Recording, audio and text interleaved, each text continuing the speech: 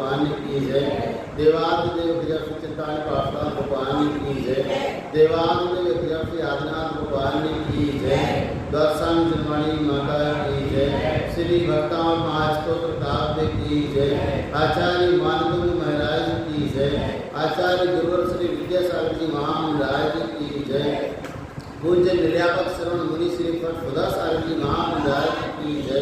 पूज्य निर्यापक श्रवण मुनि श्री फंबो सागर जी महाराज की जय। पूज्य मुनि श्री निष्पक्ष सागर जी महाराज की जय।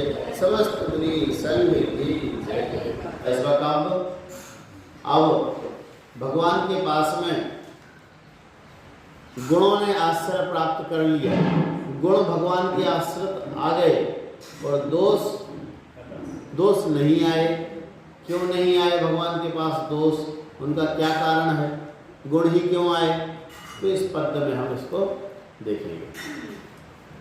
उच्चारण को विस्मयोत्र यदि नाम गुणई रसेसैस् त्वं संसतो निरवकाशतया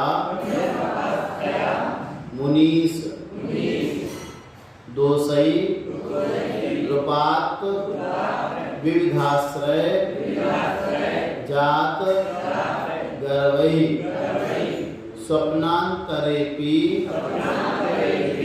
न कदाचिद पीक्षितोषि को विस्मयोत्र यदि नाम गुणैरशेषैस्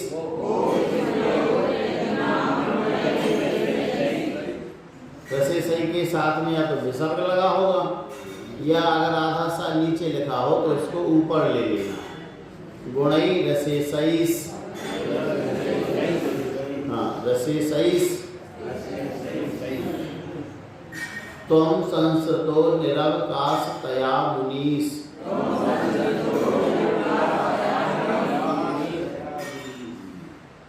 दोषै रूपात् विविधाश्रय जात गर्वै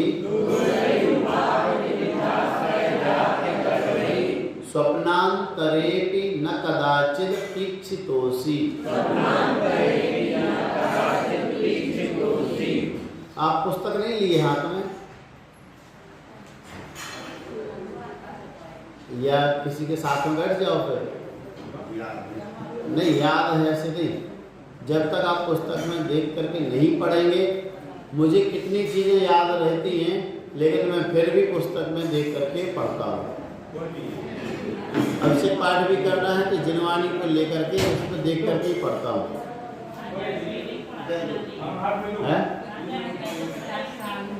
हाँ, हम कभी ये ना मान करके चले कि हमें पूरा याद है तो बिल्कुल सही है। कभी कभी त्रुटियां हो जाती हैं, इसलिए त्रुटि रहती ही पढ़ना चाहिए।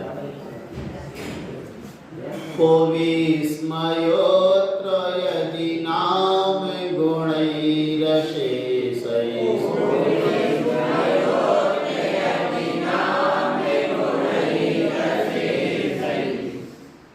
त्वं संसृतो निरवकाशतया मुनीश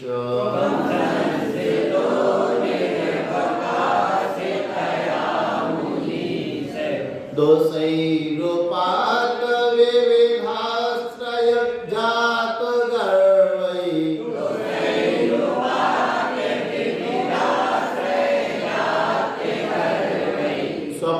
स्वप्नांतरेपि न कदाचिदपीक्षितोषि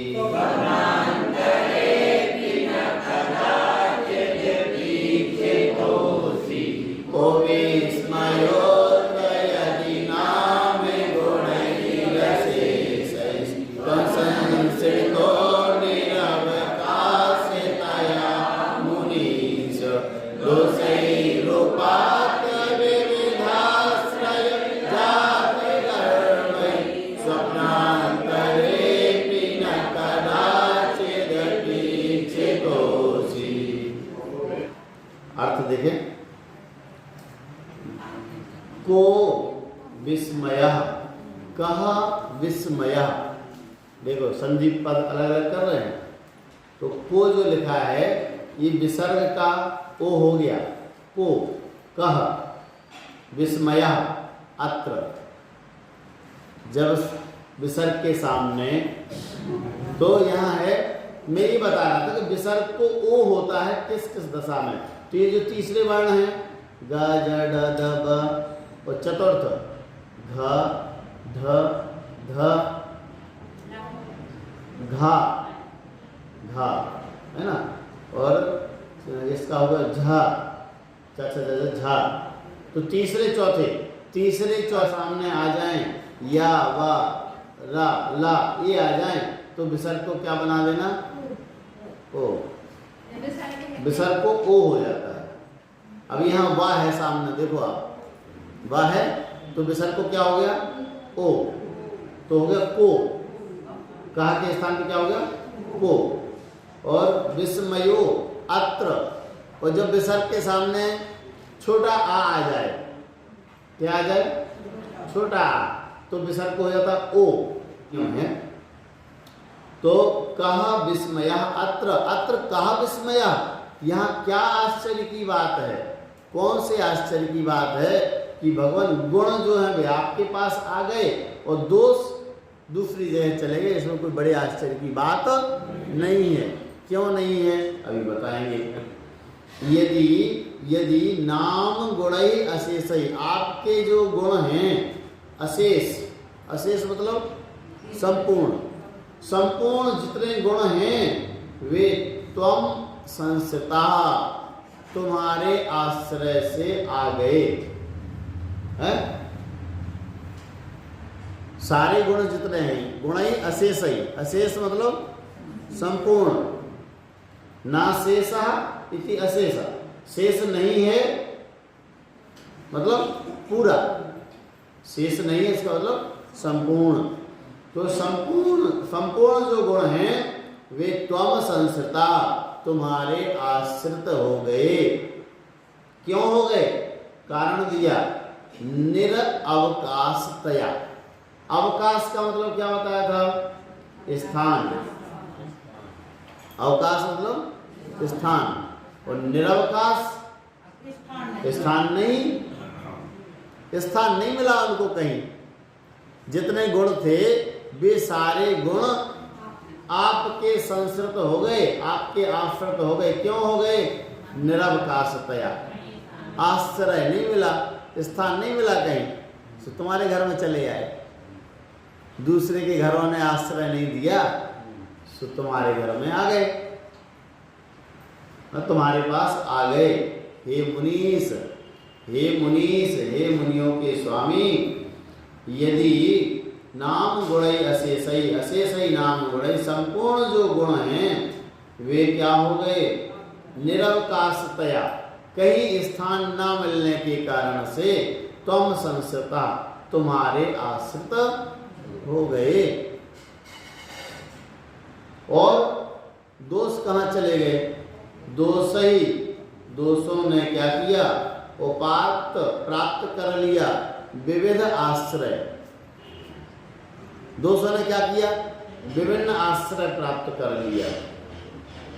जात गर्वई, गर्व उत्पन्न हो गया, दोषों को घमंड आ गया, और उन्होंने क्या किया,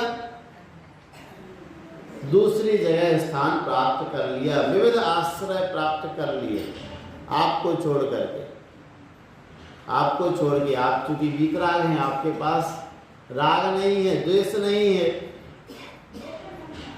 तो दोष कहाँ से रहेंगे। जिनके पास राग और द्वेष है वहाँ सारे दोष जाकर के बैठ गए, उन्होंने स्थान प्राप्त कर लिया, उनका आश्रय ले लिया, इसीलिए आपके पास में कोई दोष नहीं आए।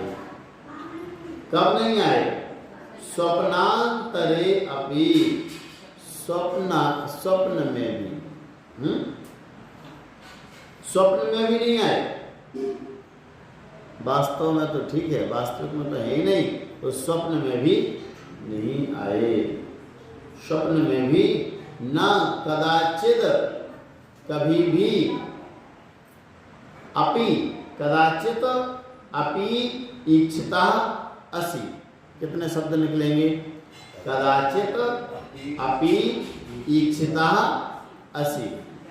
स्वप्न में भी कदाचित कभी भी वे जो दोष हैं न अपेक्षिता असि, नहीं देखे गए।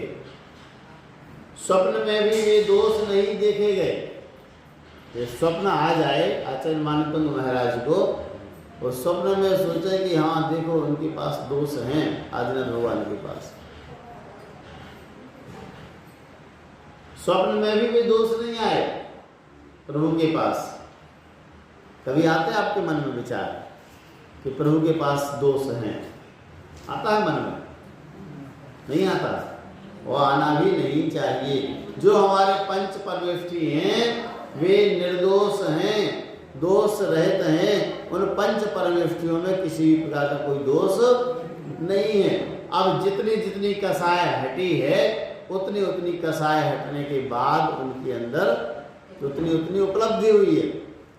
क्योंकि वर्तमान में जो 3 परमेष्ठी देखने में मिलते हैं उनके अंदर जो कसाय है उस तज्जन्य, उस कसाय जन्य तो परिणाम मिलेगा, वो कहाँ जाएगा? क्योंकि पूर्ण कसाय अभी क्षय को प्राप्त नहीं हुई। पूर्ण कसाय उपसमित तो नहीं हुई। जितनी उपसमित हुई है उतने अंश में तो हमें देखने में मिलता है। कभी साधु हमसे नाराज हो जाते हैं, कभी कटु बोल भी देते हैं, लेकिन कब तक? बस दूसरे दिन सुबह जब दर्शन करने जाओगे तो फिर अपनी बात आप स्वयं कह दो कि मेरी ये गलती थी, मुझसे ऐसा दोष हो गया, मुझे ऐसा नहीं करना चाहिए था, आपका जो क्रोध था वो उचित था। तो उससे क्या होता है? वो क्रोध किस लिए था? साधु क्रोध क्यों करेगा? कोई खजाना तो भरना नहीं साधु को कि आपसे कुछ मिलना है तो आपको डांट फटकार दिया। आपके सुधार के लिए कभी कभी कटु भी बोलना पड़ता है, कड़क भी बोलना पड़ता है। अब कहो ये भाषा समिति का पालन करना चाहिए, तो भाषा समिति का पालन तो भी करते ही हैं, लेकिन कभी कभी भाषा को कठोर होकर के बोलना भी पड़ता है सुधार के लिए, नहीं तो समाजों में सुधार ना हो, समाज स्वच्छंद हो जाए, इसलिए और कुछ नहीं। तो हे भगवान, यदि नाम गुण, अब देखो मैं अन्वय अर्थ बोल रहा हूँ, आपको अपने हिसाब से क्रम से जमा लेना उसको।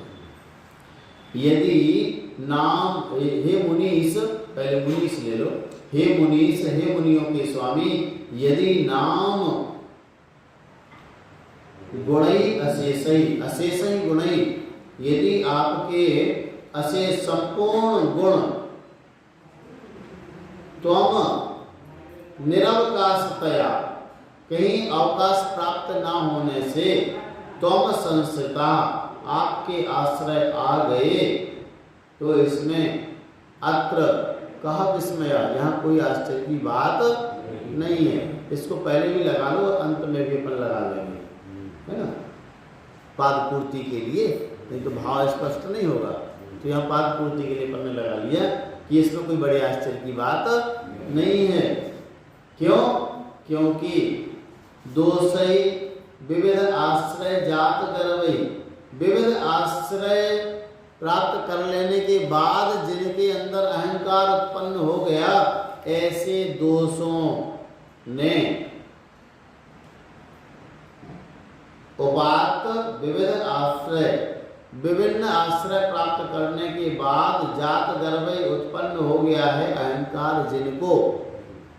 मुझे तो मिल गया है स्थान, तुम्हें नहीं मिला, देखो तुम भटक रहे हो। तो पहले जाके स्थान प्राप्त कर लिया, तुमने पहले स्थान प्राप्त कर लिया, वे गुण थे, उन्होंने देख लिया आप भीतर आए तो सभी आपके पास चले जाए। तो विभिन्न आश्रय प्राप्त करने के बाद जिनके अंदर अहंकार उत्पन्न हो गया, ऐसे दोषों ने स्वप्नांतरेपि, स्वप्न में भी, कदाचित कभी भी, न अपेक्षिता न इच्छिता असि, आपको नहीं देखा। स्वप्न में भी दोषों ने आपको नहीं देखा। ठीक है, दोष कैसे हैं? विभिन्न आश्रय प्राप्त किया और उनको क्या हो गया, गर्भ उत्पन्न हो गया है? कदाचित अपि ईक्षिता निकलेगा, क्या निकलेगा, ईक्षिता असि, ईक्ष धातु होती देखने के अर्थ में, निरीक्षण, निरीक्षण सुना, ईक्ष लगा है, निरीक्ष, निरीक्षण, निरीक्ष, ईक्ष धातु देखने के अर्थ में होती है। तो वे उन दोषों ने स्वप्न में भी आपको नहीं देखा, स्वप्न में भी आपके पास नहीं आए। तो इसमें कोई अत्र कहा विस्मया, इसमें क्या आश्चर्य की बात है, अर्थात कोई भी आश्चर्य की बात नहीं है। आपने अगर का खा गा खा यहाँ चाचा चाचा वहाँ टाटा डराना तथा तदना पफ माँ ये पढ़े हैं कि आ नार का पढ़ा, अच्छा ऐसे भी पढ़े, का खा गा घा यहाँ, का हो गया वर्ग का प्रथम वर्ण कहलाता है, का क्या कहलाता है, वर्ग का प्रथम वर्ण, और खा द्वितीय वर्ण, गा तृतीय वर्ण, घा चतुर्थ वर्ण, और यहाँ पांचवा वर्ण पंचम वर्ण। ऐसे ही चा छा जा झा वहाँ, ये भी चा हो गया प्रथम वर्ण, छा हो गया द्वितीय वर्ण, चा छा जा हो गया तृतीय, और झा चतुर्थ, और वहाँ पंचम वर्ण। ऐसे ही टा ठ ड ढ ण, टा पहला, ठ दूसरा, ड तीसरा, धा चौथा, ण पांचवा, ता पहला, था दूसरा, दा तीसरा, धा चौथा, और ठीक है समझ गए। अब मैं बोलूँ आपको कि ये जो पांचों ग्रुप समूह हैं, इन पांचों समूह के तीसरे, केवल तीसरे वर्ण बोलो, तीसरे, हाँ हाँ हाँ हाँ हाँ। अब देखो मैं एक सूत्र बोलता हूँ, ठीक है, ग ज ड द ब हो गया। आ कहाँ से बोला जा रहा है, आप इस अनुभव करो कहाँ से बोल रहे हैं, आ कंठ से बोल रहे, का कंठ, ख ग घ, तो ये सब कहलाते हैं कंठ वर्ण, इनका सूत्र है अपूर्व विसर्जनीय नाम कंठा, मतलब आ मतलब एक कंठ का हो गया, कु मतलब पांचों, का खा गा घा या, कु से, अकु हा कहाँ से बोलते, हा, और विसर्ग कहाँ से बोलते, आहा है, विसर्ग से बोलते हो, कंठ से बोलते हो, तो ये सब कंठ वर्ण कहलाते हैं। ऐसा थोड़ा थोड़ा पुट आपको देते जाएंगे, जिससे फिर कभी एक बार व्याकरण पढ़ा देंगे आप लोगों को, जरूरी है, थोड़ा जानना जरूरी है। अब जैसे अभी आप प्रश्न पत्र दे रहे हो, इसमें बहुत सारे व्याकरण पूछी जा रही है, संधि पद अलग करो, इसका कौन सा, ना अन्य, ना धन अन्य, पिछली बार पूछा था कस्य आत्मा, कस्य आत्मा, तो ये थोड़ा जानना भी उससे ज्ञान। हाँ बता तो दिया अभी, पहले आप नहीं थे उस समय, है ना, अभी मैं सूत्र ही बता दिया था, नमः स्वस्ति स्वाहा स्वधा लम बफट योगाच, चतुर्थी